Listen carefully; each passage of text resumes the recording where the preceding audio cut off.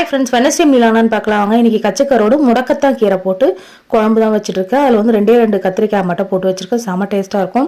ரொம்ப medicine value நிறைஞ்சது. அது வந்து பார்த்தீங்கன்னா தோசையெல்லாம் கூட அரைச்சி ஊற்றி செய்வாங்க, சூப்பராக இருக்கும். நான் இன்றைக்கி கரோட்டு குழம்பு தான் ட்ரை பண்ணிக்கிறேன். ரொம்ப நாளாக திரும்ப வந்து கோல்டு வந்துருச்சு. ரொம்ப நாளாகவே இருக்குது பாப்பாக்கு, எனக்கு, பையனுக்கெலாம். சரி இதெல்லாம் கொஞ்சம் கொஞ்சம் கொடுத்தாலாவது சரியாகுமான்னு பார்க்கலான்னு சொல்லிட்டு நான் வந்து செஞ்சு கொடுத்துட்ருக்கேன்.